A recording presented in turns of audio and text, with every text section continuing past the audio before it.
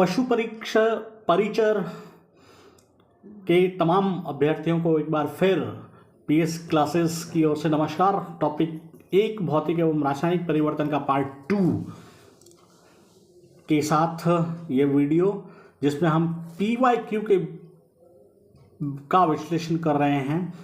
पहला सवाल, ये PYQ स्पेशल में कमरे के ताप पर दूध के खट्टे होने में सम्मिलित है। भौतिक परिवर्तन, रासायनिक परिवर्तन, उपयुक्त दोनों परिवर्तन और इनमें से कोई नहीं।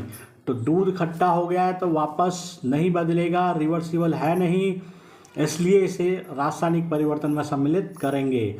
दूसरा स्पेशल फैक्ट यहाँ आपको बता देते हैं, भौतिक और रासायनिक परिवर्तन की स्थिति।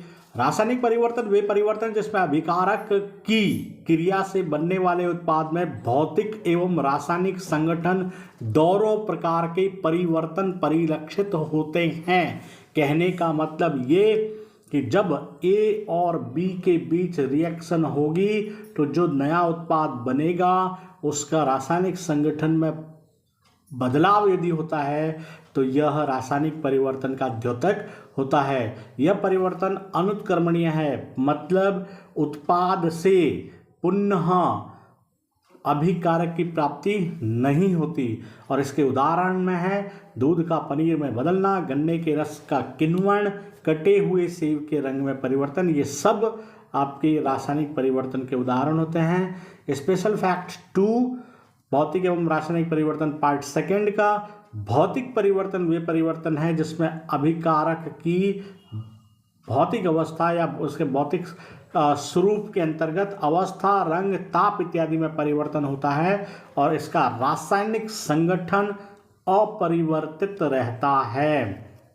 यह परिवर्तन उत्क्रमणीय होते हैं। सबसे आसान उदाहरण से समझ सकते हो, बर्फ का जल में बदलना और जल से पुनः बर्फ की प्राप्ति। और इसके लिए जो हम निशान प्रयोग में लेते हैं वो इस तरीके का है। यह उत्क्रमणीयता को दिखाता है अभिक्रिया की।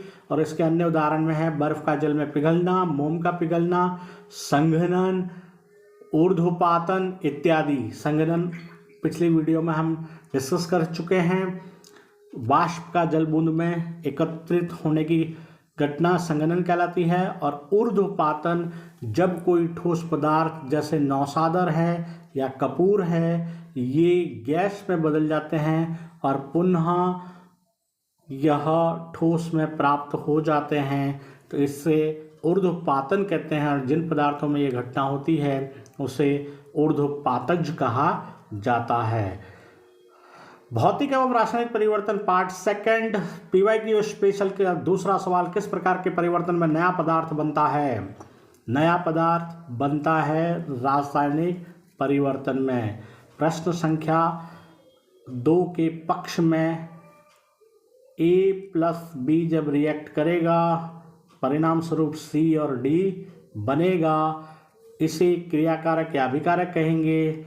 C और D को उत्पाद कहते हैं। और इसका उदाहरण अभी हम देख चुके थे, बर्फ जब जल में बनेगा तो पुनः जल से बर्फ में बदल सकता है, ये भौतिक परिवर्तन हुआ।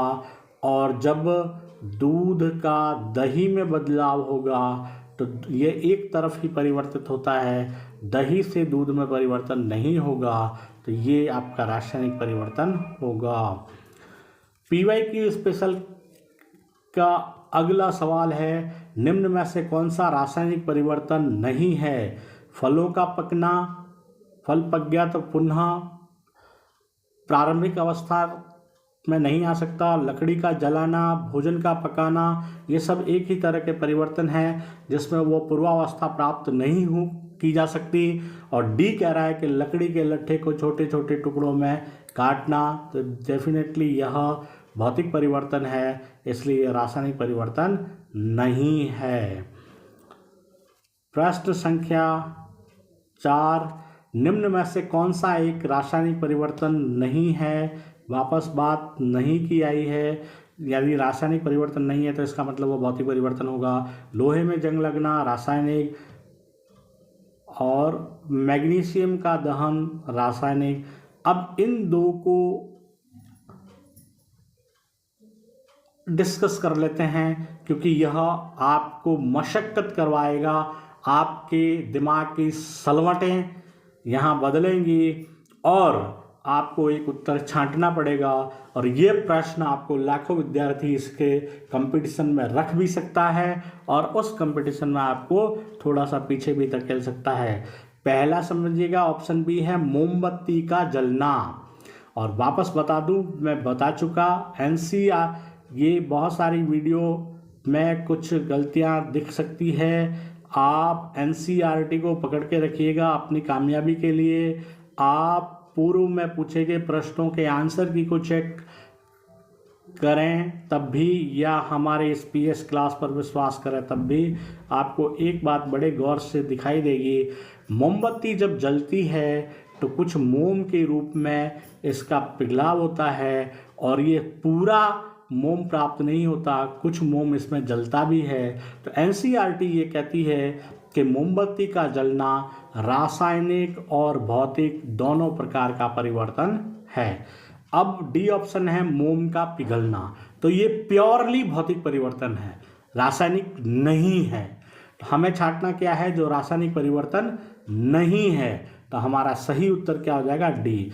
यदि ये डी मोम का पिघलना नहीं होता और इसकी जगह कोई परिवर्तन दूसरा होता तो हम बी ऑप्शन पे जा सकते थे, लेकिन यहाँ हमारे पास सर्वशुद्ध ऑप्शन मौजूद है, इसलिए हम डी को सेलेक्ट करेंगे। प्रश्न 5, भौतिक परिवर्तन नाम देने का प्रमुख कारण है। ये देखिएगा, ये बड़ा ही सुपर डुपर हिट PYQ हुआ था, क्योंकि यह एक उत्कर्मणीय विक्रिया होने के कारण, ऊर्जा हस्तांतरण होने के कारण और उपयुक्त सभी गुणों के कारण। पहला हमें इसके जैसा दिखाई देता है, दूसरा हमें समझ में आता नहीं है। तो डी परिवर्तन केवल भौतिक गुणों में होने के कारण, सी भी हमें इसके करीब करीब दिखाई देता है, तो हम गलती से डी को चूज कर लेते हैं, जबकि इसका सही उत्तर जो होगा, परिवर्तन केवल भौतिक गुणों में होने के कारण इसे भौतिक परिवर्तन नाम दिया गया था। प्रश्न संख्या 6, निम्न में से कौन सा भौतिक परिवर्तन का उदाहरण है? कागज का फटना, पेड़ों का काटना, जल का बर्फ में बदलना और दिए गए सभी विकल्प। तो देखो, ये एक ही तरह के उदाहरण हैं, इसलिए हम डी को चूज करें तो इसमें कोई दो राय नहीं है। प्रश्न 7, PYQ स्पेशल, भौतिक एवं रासायनिक परिवर्तन पार्ट सेकंड।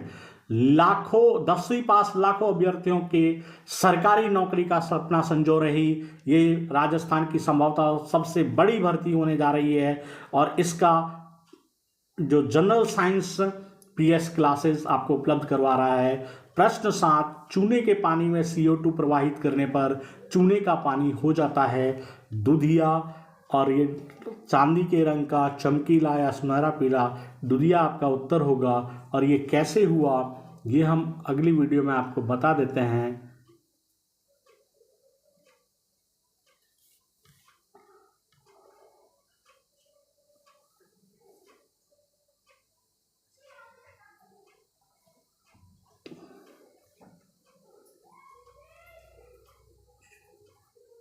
CaOH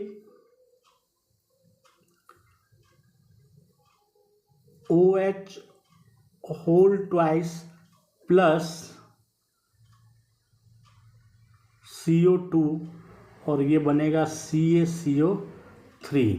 ये चौक का रासायनिक सूत्र, ये संगमरमर का रासायनिक सूत्र, और इसे कहा जाएगा चूने का पत्थर।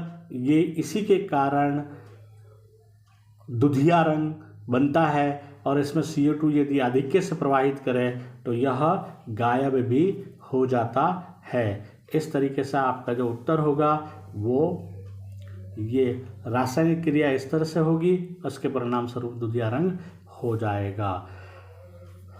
Thanks for watching PS classes, और आपकी परीक्षा तक पूरे मनोयोग से परीक्षा के हर एक पहलू का सटीकता से, सारगर्भिता से और डेडिकेशन से आपके साथ देने के लिए इस चैनल पर दोबारा मिलेंगे। तब तक के लिए जय हिंद, जय भारत।